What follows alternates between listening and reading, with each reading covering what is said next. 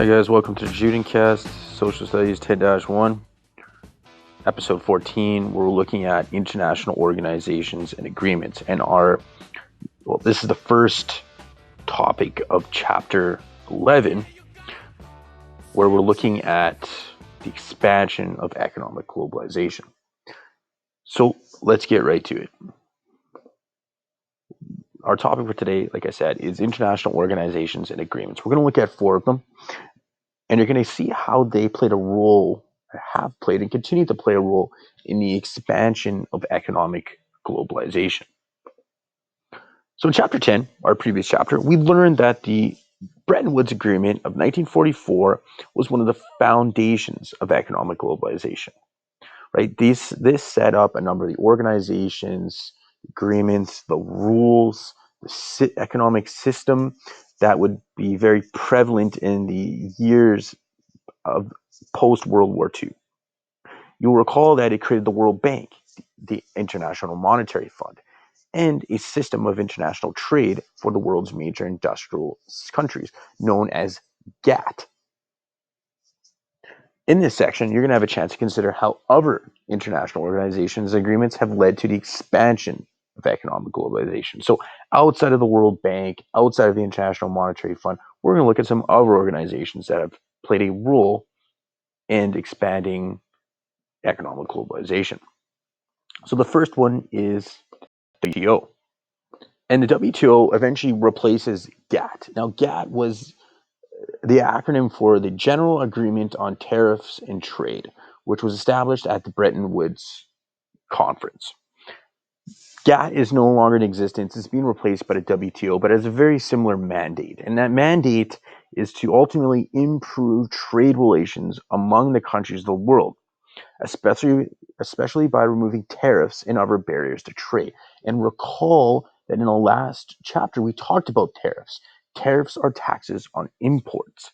And tariffs, of course, are not free trade. Free trade is when countries are able to trade with one another without taxes and tariffs being put on imported goods. So that is one of the WTO's major goals, is to remove tariffs and to promote trade around the world. The only international organization dealing with global rules of trading. So they have a number of jobs. Number one, to settle trade disputes between countries. The trade disputes happen all of the time. It also organizes trade negotiations, meetings, and if member nations are found guilty of trade violations, those members could face trade sanctions or expulsion from the group. And you can see in this map, it's a very big group. All the countries in green are part of the WTO. All the countries in yellow have observer status in the WTO. So almost every country on the planet is not every country, but almost every country on the planet has some sort of relationship with the WTO. And look, that is obviously expanded economic globalization. That's what we're talking about, that it's integrated the world's economies through trade relationships. There's a number of benefits. I can see I'm missing some numbers here. Anyways, number one, the system helps promote peace. So, like I said, there's always disputes between countries in regards to trade. The WTO acts as an arbiter, as a mediator between countries when there are disagreements on trade. Disputes are handled constructively with the goal of working towards an outcome that both sides mutually accept. Freer trade can cut the cost of living. The cost of living is essentially how much do goods and services cost you as an individual? Well, we know that free trade does lower the cost of living because when you remove tariffs, you allow for a freer flow of goods and services that obviously will allow for a lower cost for you as consumers. It provides more choice of products and qualities. Could you imagine if you, as a Canadian, could only buy Canadian products? You would have a much smaller choice of products that you could buy. If you were to look at the labels of a number of your products that you use on a regular basis, your phone, your computer, your clothing, those of course come from other countries. So WTO, through its promotion of free trade, can expand the choices in products and qualities that people have. It can raise incomes of people around the world because, of course, a lot of countries depend on the export of their goods, and that when there's a demand for their exports, that creates jobs, and jobs creates income for people. And most people would suggest it can stimulate economic growth, that trade is good for countries, that countries want to export goods, surplus goods, and this can lead to a growth in terms of their economic output. Now, there's a lot of criticism of the WTO. Number one, probably the most common one, that free trade benefits developed countries more than developing countries. Now, Donald Trump would disagree, but this has been a long-term criticism, and I think there's a lot of validity here that developed countries like Canada, the United States, develop more than developing countries. So it is argued developing countries need more trade protection to be able to develop new industries. This is important to be able to diversify the economy. It is known as the infant industry argument. Many developed countries use a degree of tariff protection in their development phase. Economist Haju Chang argues WTO trade rules are like pulling the ladder they used themselves to climb up. So the WTO, ultimately, by its promotion of free trade and from removal of barriers, removes some of the protections that countries might need, especially developing countries, that they might need some tariffs to protect their local lumber industry, for example. They might need some tariffs to protect their local dairy industry. And that by the WTO advocating and enforcing, in some instances, the removal of tariffs and the promotion of free trade, this can have a negative effect on developing countries. Number two, environment. Free trade has often ignored environmental considerations. For example, free trade has enabled imports to be made from countries with the least environmental protection. Many criticize the WTO's philosophy that the most important economic objective is the maximization of GDP. That's economic output, right? The WTO is very much focused on economic output. It's not an environmentalist organization.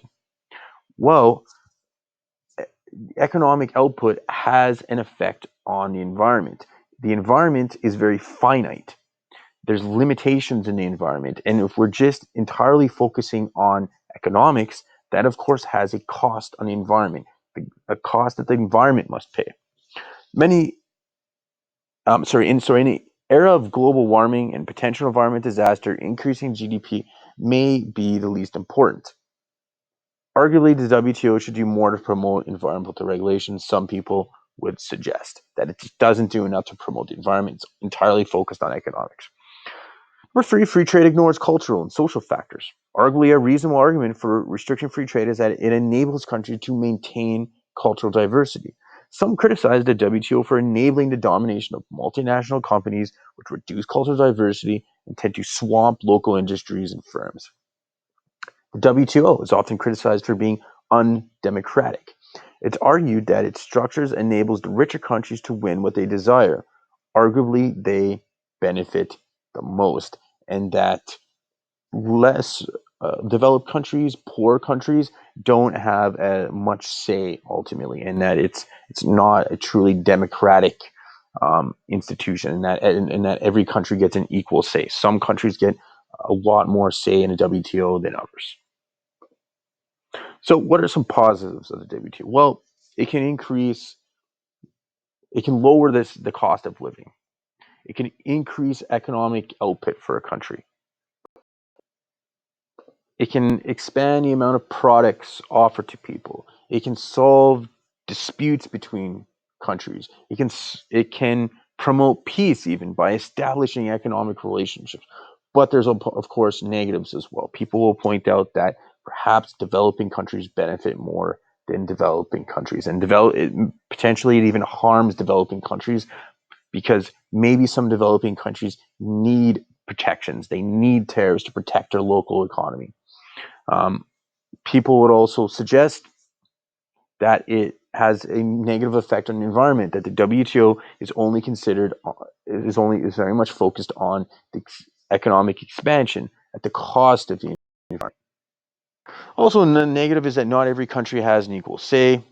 and that it often ignores local cultural factors. So that's the WTO. Next organization is the G8, known as the Group of Eight, and it includes these 8 countries: Canada, France, Germany, Italy, Japan, Russia, UK, United States. Previously known as G7 until Russia joined in 1998 after the fall of the Soviet Union years earlier. Although Russia was kicked out a number of years ago, and then they're being back in again. G8 leaders meet every year to discuss economic and foreign policies. The leaders of all of these countries meet once a year. It's a very powerful group. It's able to influence official global institutions, such as the United Nations, such as the World Bank, the IMF, WTO. It has a lot of influence over these other organizations. For example, G8 countries have nearly 50% of the vote in the World Bank and IMF. They fund 50% of those institutions. That gives a lot of power and influence to these 8 countries. And generally, they're all supporters of economic globalization. They see it as a benefit for their national interests and for a number of reasons that benefit the global community. There's criticisms and benefits of the G8. Because of this, the G8 is often accused of being elitist and unconcerned about the effects of world trade on poor nations, that they're just interested in serving their own self-interest. Protests are common during G8 summits by anti-globalization activists. Others maintain that the G8 has been instrumental in aiding less developed countries. It has the power to assist developing countries, and they have assisted developing countries. They've engaged in campaigns fighting disease around the world, such as HIV/AIDS, development programs to assist developing countries to develop their infrastructure and economy, and they help provide debt relief to developing countries.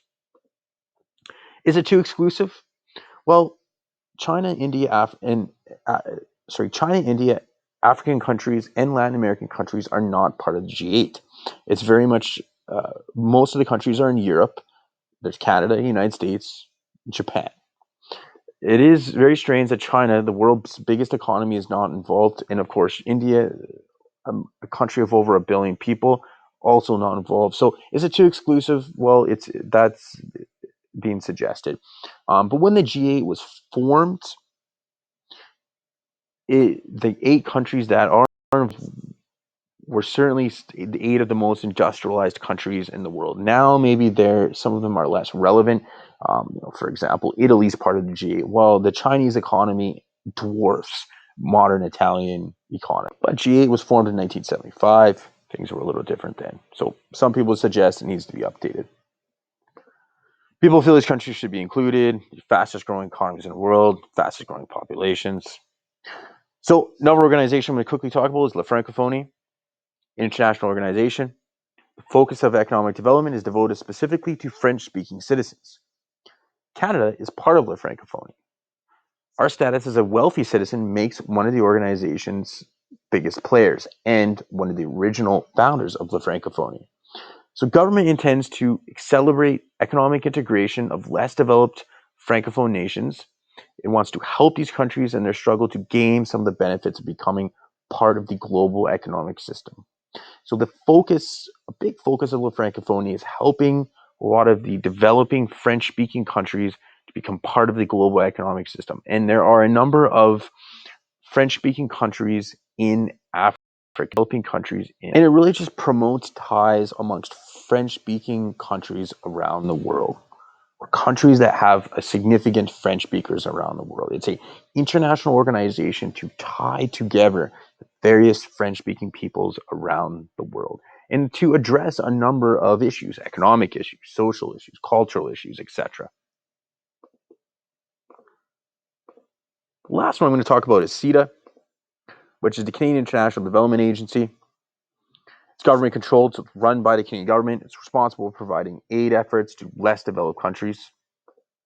CETA has contributed money, aid to countries that have been experienced natural disasters, earthquakes, hurricanes.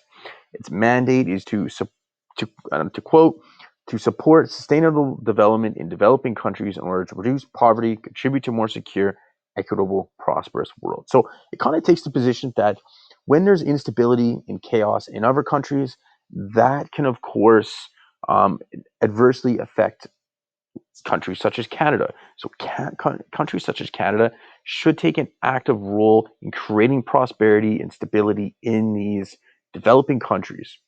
CETA sponsors medical personnel, farmers, teachers, technicians to help people in poorer countries find lasting solutions to their problems. They also promote human rights, democracy, and quote unquote good governing practices in less of nations. So another international organization that this one run by the Canadian government promotes cooperation with other countries, suggests that Canada should take an active role in helping the development in other countries, and that is economic globalization. That's globalization right there. So those are the only four organizations we're going to take a look at in this section. That was WTO, G8, Francophonie, and CETA. So today, guys, take care.